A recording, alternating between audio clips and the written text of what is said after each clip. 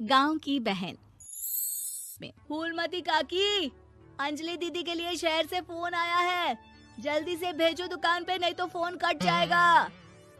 हाँ हाँ बेटा, अभी भेजती हूँ।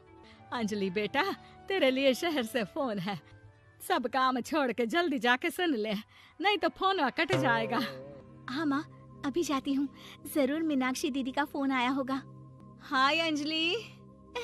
नमस्ते दीदी, मेरा मतलब हाय, कैसी हो आप? यहाँ तो सब ठीक है। मामा मामी कैसे हैं? तू कैसी है?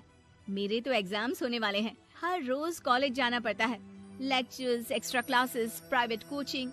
ओ मैं तो इतना थक जाती हूँ, क्या बताऊँ। आपकी कॉलेज वाली बहन जी आपको इतना पढ़ाती है, तो घर कब जाती हैं आप दीदी? अरे नहीं नहीं, ये सब सिर्फ मेरी प्रोफेसर नहीं पढ़ाती, मैं अलग से दूसरे टीचर्स के पास भी पढ़ने जाती हूँ। दीदी फिर तो आप बहुत थक जाती होगी ना, आप ना पैदल मत जाया करो, टांगा ले लिया करो दीदी। नहीं मेरी भोली बहन, ना मैं पैदल जाती हूँ, ना ही यहाँ टांगा मिलता है, मैं बस से जाती हूँ और थोड़ी दूरी के लिए रिक्शा ले लेती हूँ। सच्ची?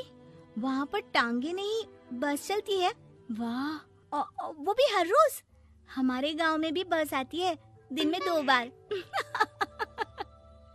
यही तो खास बात है शहर की, यहाँ बसें पूरा दिन दौड़ती हैं सड़कों पर, और सिर्फ बसें ही नहीं, कार, स्कूटर और ट्रक भी, और तो और थोड़ी दूरी पर तो हवाई जहाज भी है, जहाँ से हवाई जहाज आसमान में उड़ते हैं। अच्छा दीदी, मैं फोन रखती हूँ, बुआ जी फूफा जी को मेरा नमस्ते कहना। हाँ माँ, हम लोग शहर में क्यों नहीं रहते? बुआ जी, फूफा जी और मीनाक्षी दीदी तो शहर में ही रहते हैं। अरे क्योंकि तेरे बुआ जी की शादी शहर में हुई थी, इसलिए बेटा। शादी से पहले वो भी तेरे पापा और दादा दादी के साथ गांव में ही रहती थी। तो फिर बा, मुझे शहर भेज दो ना, मैं भी शहर देखना चाहती हूँ। इतनी बार मीनाक्षी दीदी से शहर के बारे में सुन चुकी हूँ, अब मैं भी वहाँ जाकर देखना चाहती हूँ। बस आप मुझे शहर भेज दो।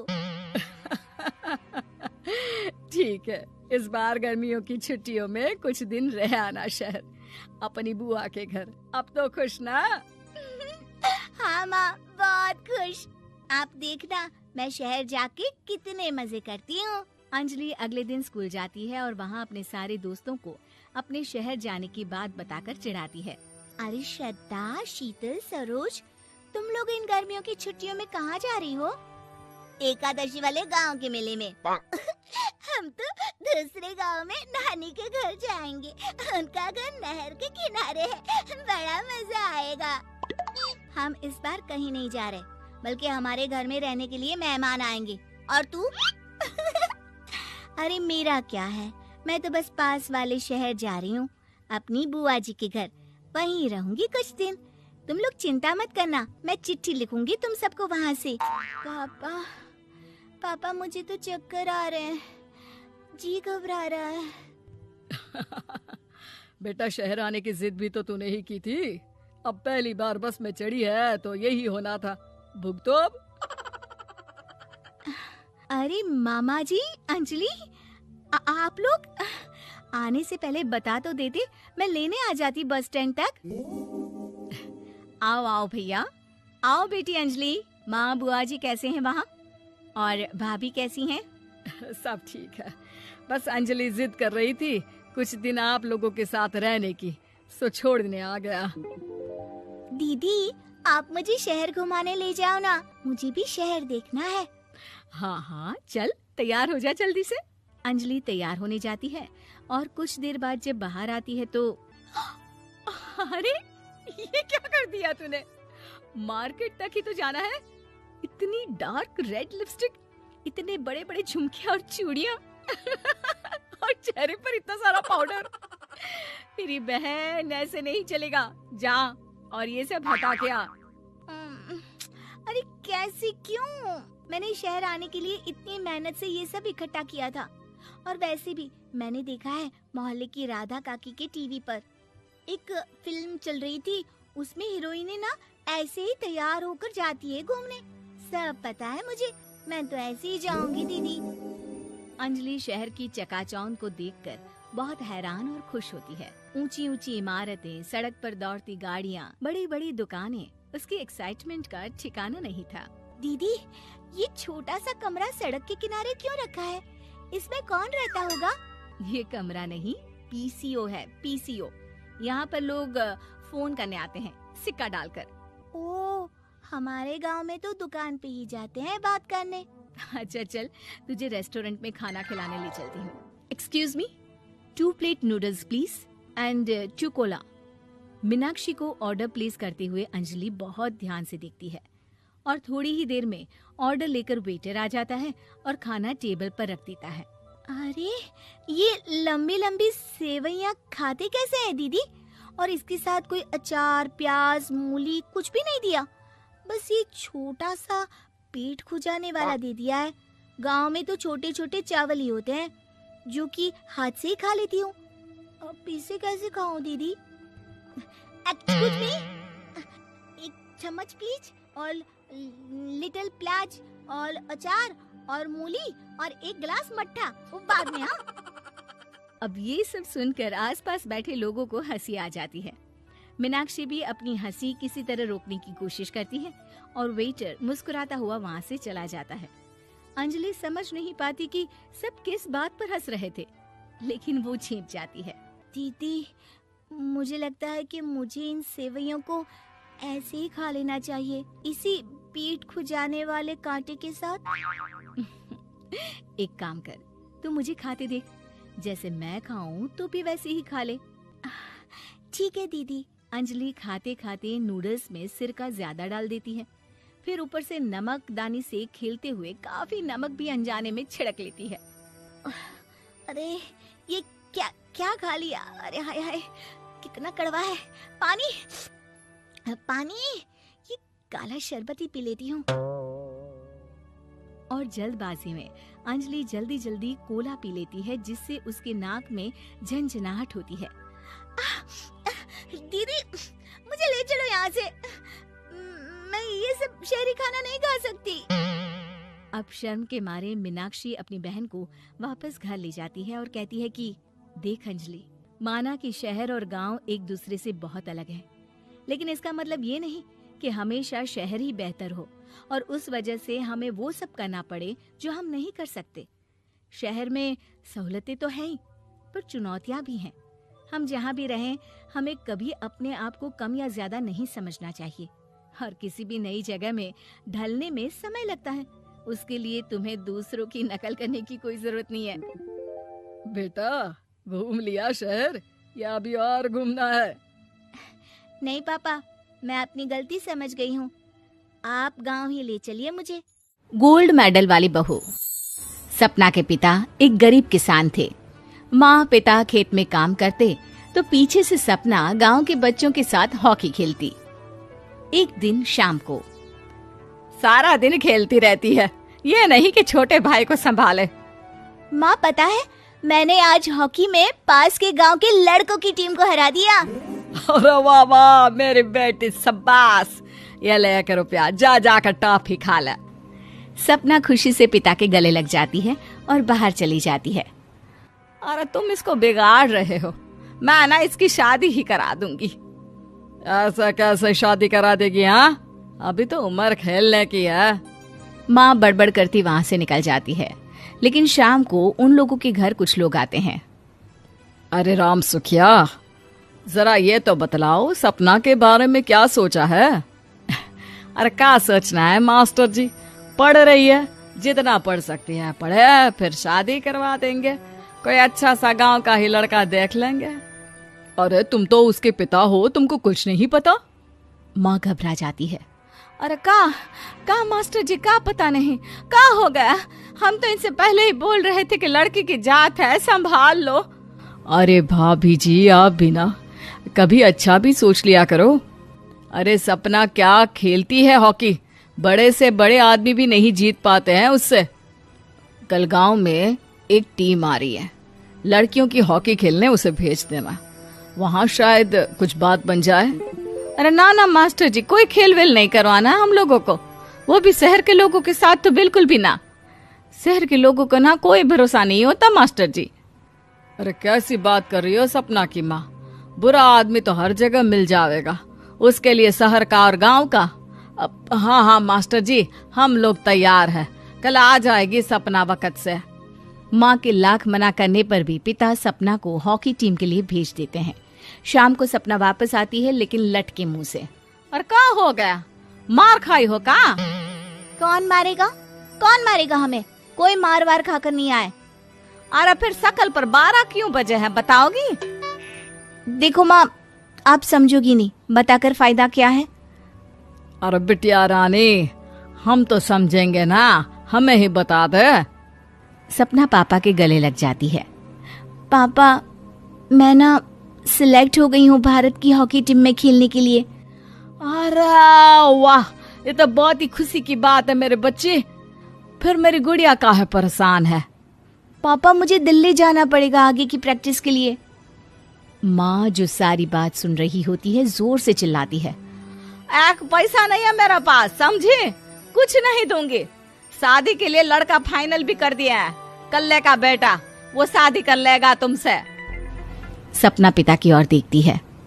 अरे देख सपना, खेलने दिल्ली जाना है तो सिर्फ इसी शर्त पे कि आकर कल्ले से बेटे से चुपचाप शादी कर लेगी, बोल। अरे ठीक है ना, कल्ले का बेटा तो बहुत ही समझदार है, सरकारी नौकरी है उसकी, मान गया वो तो सपना शादी कर लेगी। सपना भी धीरू, जो कि कल्ले का बेटा था, उसे जानती थी। वो मन ही मन सोचती है कि शादी तो वैसे भी होनी है, लेकिन माँ की ये शर्त मान गई तो जीवन जीने का एक मौका तो जरूर मिलेगा। हाँ, मुझे मंजूर है। हाँ, तो कल मैं उन लोगों को बुला लूं? पिता और सपना दोनों एक दूसरे को देखते हैं। अब माँ ठीक है ना, बुलाने की क्या जरूरत है, वो लोग पसंद कर रहे हैं ना मुझे, वही ठीक है। बस आप तो मेरा दिल्ली का बैग पैक कर दो। सपना दिल्ली जाती है, दिल्ली टीम के लिए खेलने के लिए। सपना खूब अच्छा खेलती है और गोल्ड मेडल जीत कर आती है। जब वो गांव आती है तो उसका जोरदार स्वागत होता है। हर कोई सपना सपना चिल्ला रहा होता है। और सपना के पापा, तुम्हारी बेटी ने तो गांव का नाम रोशन कर दिया है। गांव की तरफ से तुम लोगों को गांव में पक्का मकान और सपना को परिषद में पक्की नौकरी देने के लिए हम तैयार हैं।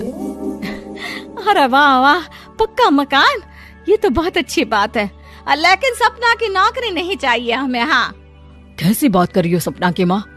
लड़की की नौकरी रहेगी तो अपने पैरों पर खड़ी रहेगी, किसी के आगे झुकने की जरूरत ना पड़ेगी। अरे चुप रहो, हम तो नौकरी ना करते हैं, पर मजाल है कि किसी के आगे झुके हो। ना, हमारी बेटी नौकरी नहीं करेगी। पिता लाख समझाते हैं लेकिन माँ नहीं मानती। और फिर वो दिन भी आ जाता है जब सपना को अपने कहे अनुसार लड़के से शादी भी करनी पड़ती है, ससुराल में। ए बहू, तू रोज रोज सुबह कहाँ जाती है? घर का सारा काम निपटा कर कहाँ भागती है? माँ का घर तो पास ही है, वहीं निकल जाती है क्या? नहीं माँ जी, मैं हॉकी खेलने जाती हूँ, मुझे खेलना पसंद है। खेलना पसंद है? अरे कैसी बात कर रही है बहू, शादी के बाद तो कोई लड़की खेलती फैलती नहीं है, वो घर का काम काज देखती है। सपना कुछ नहीं कहती। वो एक रोज कमरे में अपनी अलमारी ठीक कर रही होती है कि तब, सुनो, वो जो लटक रहा है ना, क्या बोलते हैं उसे? मेडल। सपना पति की बात सुनकर खुश हो जाती है, उनके पास जाती है। मैं सोच ही रही थी कि तुमने कभी पूछा क्यों नहीं। ये मेडल है, मैंने जीता है, पता है, हॉकी में। बड़ा मैदान, बहुत से लोग, 2 टीम और फिर शुरू होता है जुनून।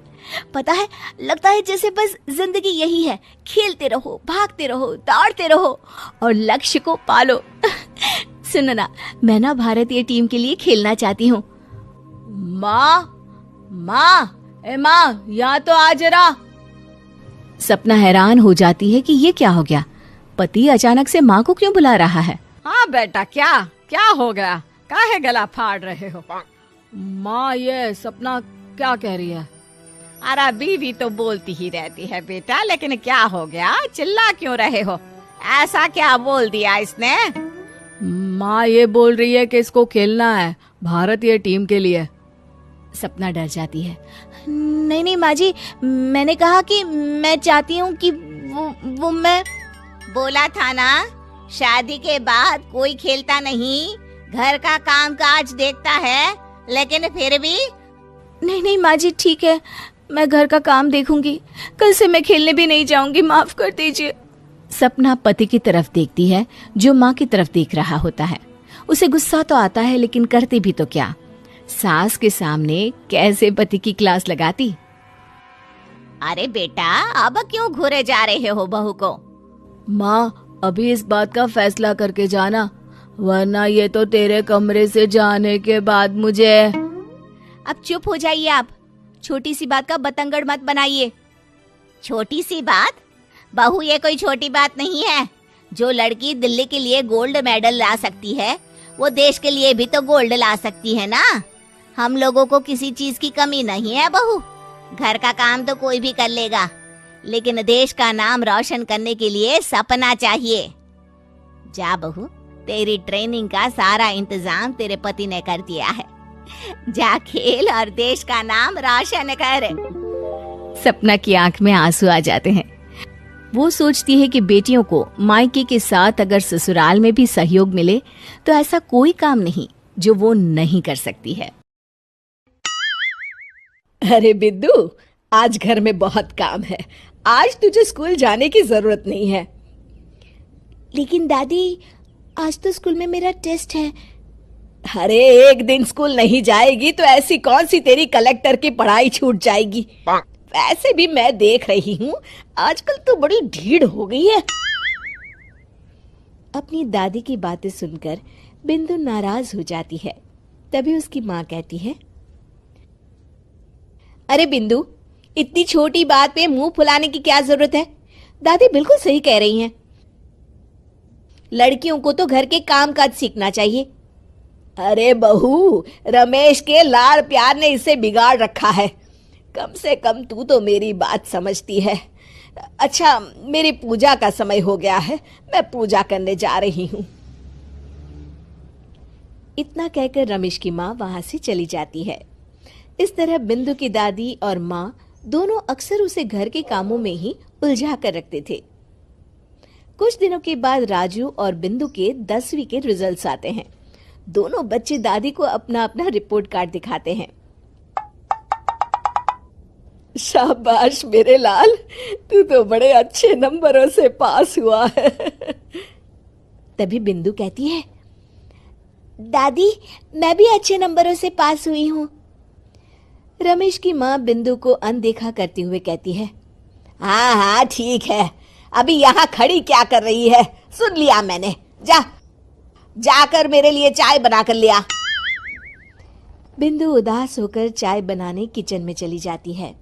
तभी राजू कहता है, दादी, मैं क्रिकेट के कोचिंग सेंटर में एडमिशन लेना चाहता हूँ।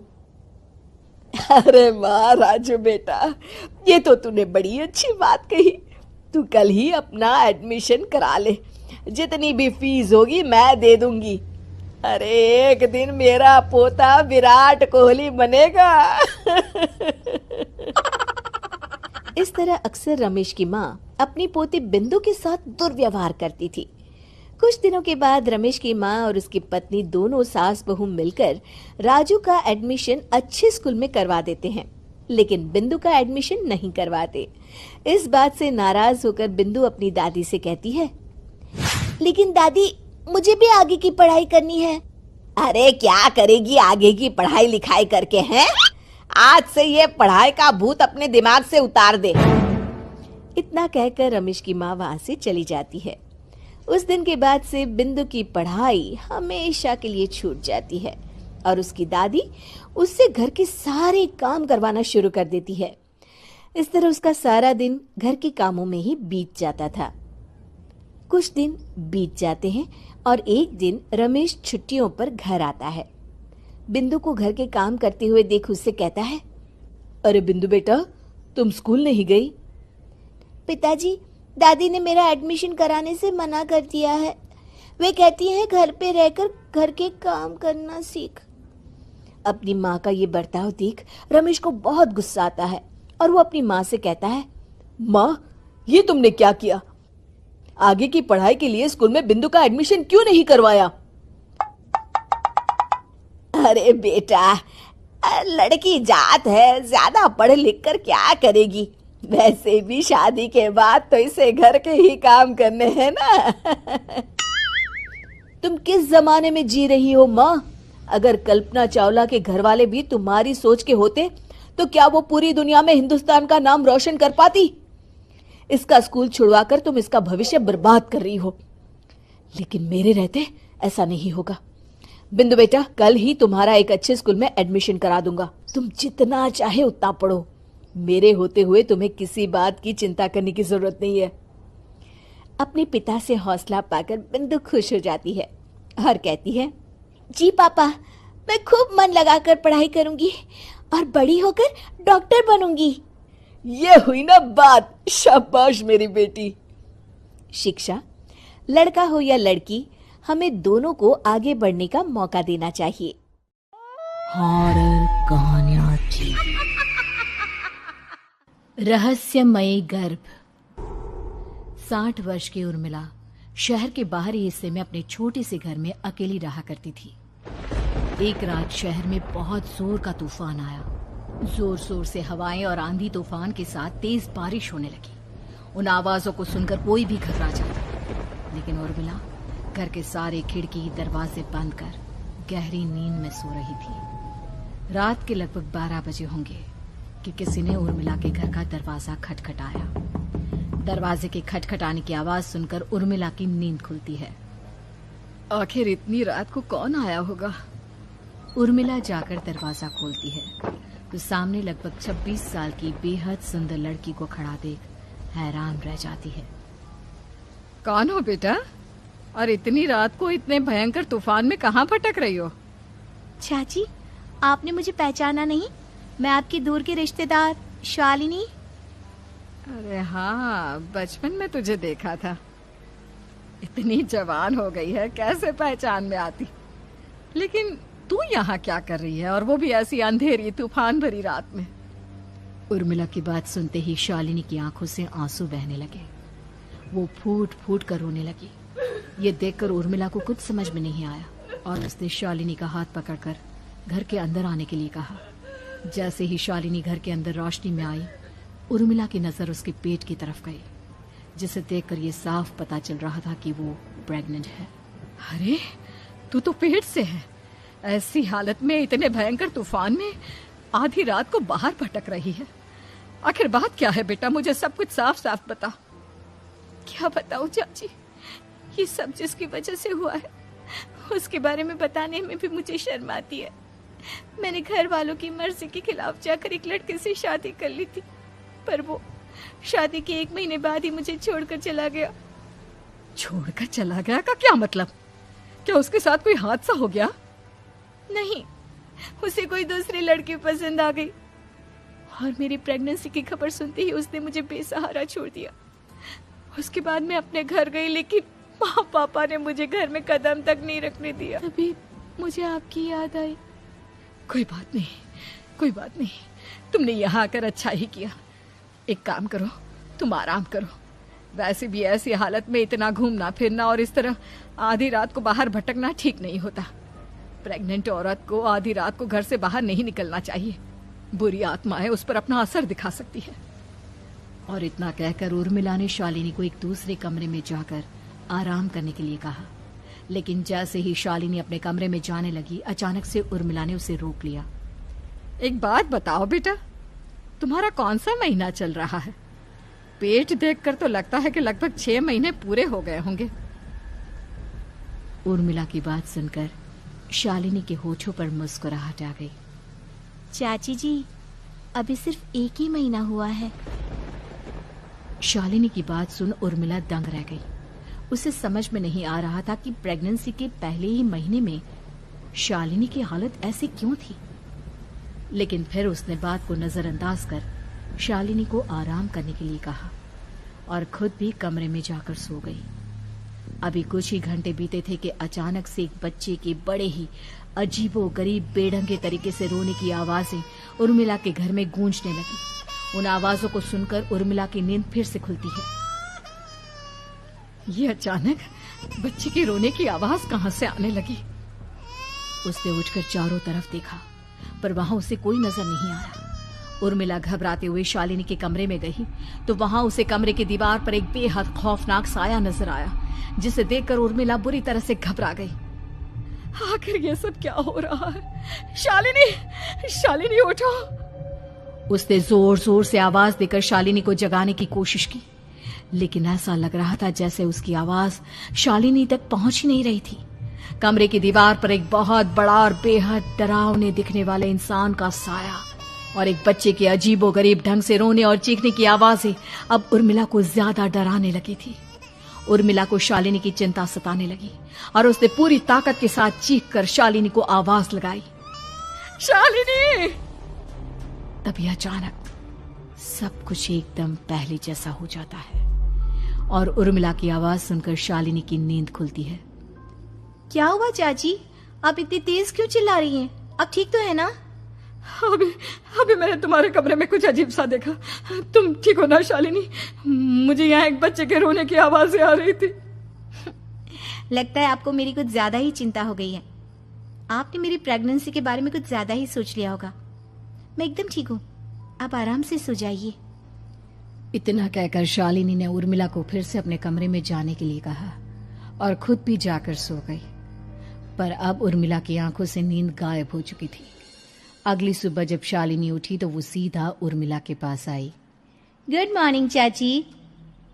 तभी अचानक उर्मिला की नजर शालिनी के पेट पर पड़ती है, जिस पर नीले रंग से एक अजीब सी आकृति नजर आ रही थी। शालिनी, ये तुम्हारे पेट को क्या हुआ? मैंने इतनी औरतों को देखा है, ऐसा तो किसी के साथ नहीं होता। शालिनी ने जैसे ही अपने पेट की तरफ देखा तो उसे वहां कुछ भी नजर नहीं आया। चाची कुछ भी तो नहीं है, सब कुछ एकदम नॉर्मल है। आपको क्या अजीब लग रहा है? इससे पहले कि उर्मिला उसके सवाल का कोई जवाब देती, अचानक से शालिनी के पेट में जोर जोर से दर्द होने लगा। वो बुरी तरह दर्द से तड़पने लगी। चाची, चाची। ये सब देखकर उर्मिला बहुत घबरा गई। उसने धीरे धीरे शालिनी के पेट को सहलाना शुरू किया, लेकिन शालिनी का दर्द कम नहीं हुआ। उर्मिला जाकर रसोई से पानी का गिलास लेकर आई और शालिनी को पानी पिलाने की कोशिश करने लगी। ले बेटा, पानी पी ले, तुझे आराम मिलेगा। ले ले। नहीं चाची, मुझे बहुत तेज दर्द हो रहा है। अरे थोड़ा पी ले बेटा। जैसे ही उर्मिला ने शालिनी को पानी पिलाया, उसने देखा कि गिलास में बचा पानी का रंग नीला पड़ गया और शालिनी की आंखें अजीब हो गई। उसके पेट पर बच्चे का एक डरावना चेहरा नजर आने लगा। ये सब देखकर उर्मिला की डर से हालत खराब होने लगी, पर तभी शालिनी का दर्द ठीक हो गया। बेटी, अभी तुम्हारा दर्द ठीक है तो ऐसा करो, तुम थोड़ी देर आराम कर लो। शालिनी को आराम करने के लिए कहकर उर्मिला तेज कदमों से चलकर घर से बाहर निकल जाती है और पास ही रहने वाली एक औरत कालिंदी के पास पहुंचती है। अरे उर्मिला बहन, बड़े दिनों बाद दिखाई दी, क्या हुआ? बहुत घबराई हुई सी लग रही हो, सब ठीक तो है ना? क्या बताओ कालिंदी बहन, मेरी एक दूर की रिश्तेदार आई हुई है। वो पेट से है और उसके साथ ना अजीब अजीब चीजें हो रही है। अब उर्मिला सारी बात कालिंदी को बताती है, जिसे सुनने के बाद काले जादू और तंत्र विद्या की माहिर कालिंदी एक ताबीज बनाकर उसे देती है। बहन, मुझे शालिनी पर किसी बुरी आत्मा का साया लगता है। ये ताबीज ले जाओ, आज रात को 12 बजे उसे पहना देना, फिर सब ठीक हो जाएगा। उर्मिला ताबीज लेकर घर वापस आती है और अब आधी रात के होने का इंतजार करने लगती है। जैसे ही आधी रात होती है, वो नींद में सोई शालिनी को ताबीज पहना शांति से अपने कमरे में आकर अपने पलंग पर लेट जाती है। अब सब ठीक हो जाएगा, ये सोचकर उर्मिला शांति की एक सांस ही लेती है कि तभी अचानक उसकी आंखों के सामने कुछ ऐसा आता है जिसे देखकर उर्मिला डर से चीखने लगती है।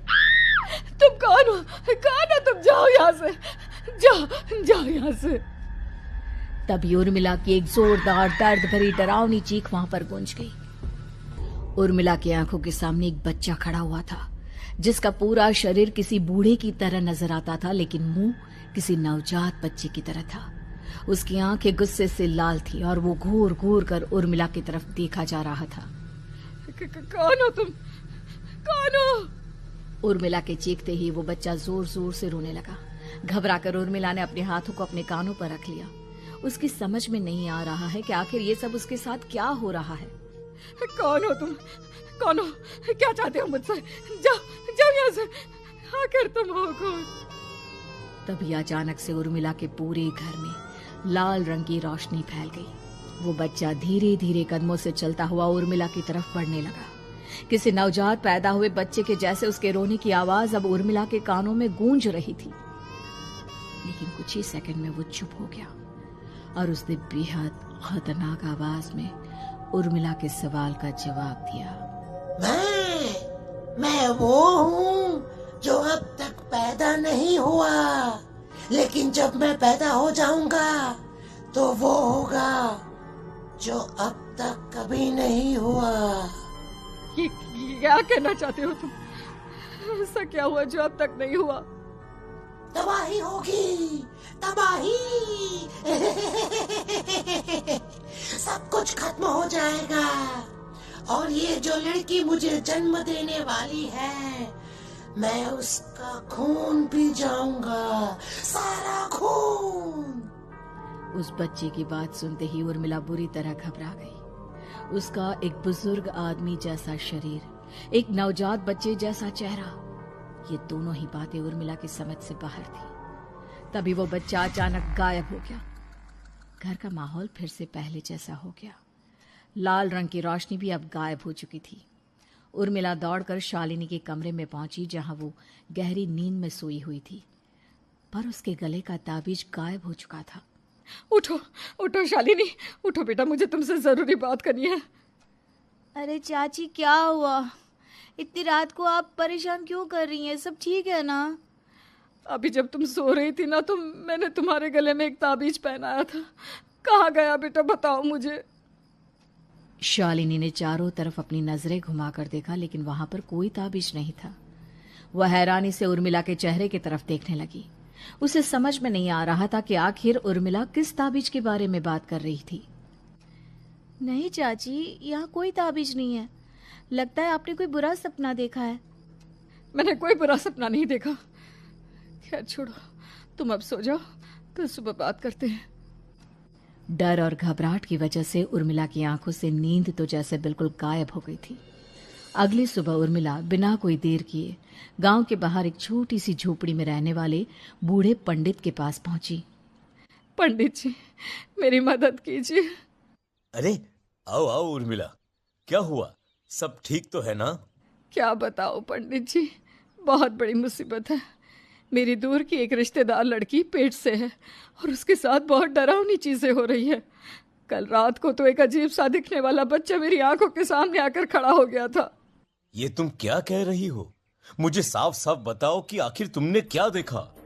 उर्मिला ने अपने साथ हुई बीती रात की पूरी घटना पंडित जी को बताई, जिसे सुन पंडित जी के माथे पर चिंता की लकीरें उभर आई। अनर्थ होने वाला है, अनर्थ। बरसों पहले भी उस हैवान ने एक लड़की के पेट से जन्म लिया था और उसके बाद उस शहर को पूरी तरह से तबाह कर दिया। कैसी विपदा पंडित जी, कैसी बात कर रहे हैं आप? बताइए मुझे, और इसका उपाय क्या है? इसका उपाय तो है, लेकिन बहुत कठिन है। हो सकता है कि उस उपाय को करने के दौरान तुम्हारी जान भी चली जाए। मुझे मेरी जान की कोई परवाह नहीं, पर आप जिस तबाही के बारे में बात कर रहे हैं, बस वो नहीं होनी चाहिए। लाखों लोगों की जान बचाने के लिए मैं कुछ भी करूंगी। तो ठीक है, मेरी बात ध्यान से सुनो। बरसों पहले एक भयानक तांत्रिक ने अपनी तंत्र क्रिया के जरिए एक मासूम लड़की के साथ रिश्ता बनाकर उसके पेट से जन्म लिया था। इस तरह से वो अपने जैसे लोगों की संख्या इस दुनिया में बढ़ाना चाहता था। आपके कहने का मतलब है कि शालिनी के पेट से भी उस शैतान को जन्म लेना है, इसलिए उसने उसके साथ ये सब किया है। ठीक पहचाना तुमने। अब मैं तुम्हें एक ऐसा सिंदूर दूंगा जिसे तुम्हें ले जाकर उस लड़की के पेट पर लगाना होगा। क्या ऐसा करने से सब कुछ ठीक हो जाएगा? नहीं उर्मिला, ये सब इतना आसान नहीं। उस लड़की के पेट पर सिंदूर लगाने के बाद तुम्हें उसका पेट काटकर उस हैवान को बाहर निकालना होगा। नहीं पंडित जी, मैं ये सब नहीं कर सकती। मैं भला एक जिंदा लड़की के पेट को अपने हाथों से कैसे काट सकती हूँ? अगर तुमने ऐसा नहीं किया तो कुछ ही दिनों में वो हैवान उस लड़की के शरीर से जन्म लेगा और उसके शरीर के सारे खून को पीकर अपनी ताकत को बढ़ाएगा। उसके बाद वो धीरे धीरे इस पूरे शहर को तबाह कर देगा। यहाँ पर कोई जिंदा नहीं बचेगा। लेकिन अगर मैं उसके पेट को काट दूंगी तो क्या वो जिंदा बच पाएगी? अगर शालिनी को कुछ हो गया तो, अगर उसकी मृत्यु हो गई तो? ऐसा कुछ नहीं होगा उर्मिला, तुम्हें अपने मन को पक्का करके ये काम करना ही होगा। सिंदूर लेने के बाद उर्मिला झोपड़ी से बाहर निकलने ही वाली थी कि तभी पंडित जी ने उसे पीछे से आवाज देकर रोका। उर्मिला, उस लड़की का पेट काटकर हैवान को बाहर निकालना ही काफी नहीं होगा। तुम्हें ध्यान रखना होगा कि ये सब करते हुए उस बच्चे का जो आधा बूढ़े का शरीर है उस पर सिंदूर की एक बूंद भी ना लगने पाए, क्योंकि अगर ऐसा हुआ तो वो तुम्हें और बाकी सबको कच्चा खा जाएगा। पंडित जी की बात सुन उर्मिला की आंखें फटी रह गई और उसके शरीर में डर की लहर दौड़ गई। फिर भी उसने हिम्मत की। ठीक है पंडित जी, मैं पूरी कोशिश करूंगी कि मैं उस हैवान को वहीं के वहीं खत्म कर पाऊं। इसके बाद उर्मिला तेज कदमों के साथ घर वापस आती है। दिन बीतता है, रात का अंधेरा छाने लगता है। शालिनी खाना खाकर सोने चली जाती है और उर्मिला लगातार उसके गहरी नींद में सो जाने का इंतजार करने लगती है, जिसके बाद उर्मिला दबे कदमों से शालिनी के कमरे में पहुंच गई। मुझे ये करना ही होगा। अब उर्मिला ने धीरे धीरे शालिनी के पेट पर पंडित जी का दिया सिंदूर लगाना शुरू किया। उर्मिला के हाथ बुरी तरह से कांप रहे थे। उसके एक हाथ में चाकू था जिससे वो पेट काटने वाली थी। उर्मिला ने एक नजर शालिनी के चेहरे की तरफ देखा और फिर डरते हुए उसके पेट पर चाकू चलाना शुरू किया। कमाल है, मैं इसका पेट काट रही हूँ और ये आराम से सो रही है। इसे दर्द नहीं हो रहा क्या? तभी अचानक उर्मिला के कानों में बच्चे की रोने की आवाज सुनाई देने लगी। उसने घबराकर चारों तरफ देखा पर वहां पर कोई नहीं था। बस रोने की आवाज लगातार आ रही थी। उर्मिला बिना रुके लगातार शालिनी के पेट को काटती रही। उसे इस बात का भी ध्यान रखना था कि सिंदूर बच्चे के बूढ़े आदमी वाली शरीर के हिस्से पर ना लगे। कुछ ही देर में वो हैवानी बच्चा उर्मिला के हाथों में था। उसने बड़ी ही सावधानी से उस बच्चे को बाहर निकाला और पंडित जी के कहे अनुसार उसे घर से दूर जलाने के लिए ले गई। पर तभी उसके सामने वही बूढ़े शरीर और बच्चे के चेहरे वाला बच्चा आ गया। अपनी गोद में और सामने भी बच्चे को देखकर उर्मिला हैरान रह गई। मुझे मारोगी? मुझे इतनी हिम्मत कैसे आ गई तुम्हारी? तुम पैदा नहीं हुए हो और मुझे पता है जब तक तुम्हारा जन्म नहीं हो जाता तो मुझे कुछ नहीं कर सकते। इतना बोलते ही उर्मिला तुरंत उस बच्चे को घास के ढेर पर फेंककर उसमें आग लगा देती है, जिसके तुरंत बाद वो बूढ़े आदमी के शरीर और बच्चे के चेहरे वाला अजीब तांत्रिक का भूत भी वहां से गायब हो जाता है। कुछ देर बाद उर्मिला घर पहुंचती है तो वो ये देखकर हैरान रह जाती है कि शालिनी का पेट अपने आप जुड़ चुका था। शुक्र है भगवान का और उन पंडित जी का, अब सब ठीक हो जाएगा। सुबह शालिनी सोकर उठती है तो अपना पेट देख बुरी तरह घबरा जाती है। चाची, चाची ये सब क्या हो गया? मेरा पेट अचानक कम कैसे हो गया? मेरा बच्चा कहाँ गया चाची? बेटी, वो बच्चा नहीं, एक खतरनाक तांत्रिक था जो तुम्हारी कोख से जन्म लेकर सबको मार देना चाहता था। वो पैदा होते ही तुम्हारी जान भी ले लेता, इसलिए मैंने पंडित जी के बताए उपाय से उसका खात्मा कर दिया है। अब सब ठीक है। शालिनी को उर्मिला की बात समझ में नहीं आती, जिसके बाद शालिनी को पूरी बात उर्मिला आराम से समझाती है। अब वो दोनों ही भगवान का शुक्र अदा करती हैं और एक साथ रहने लगती हैं।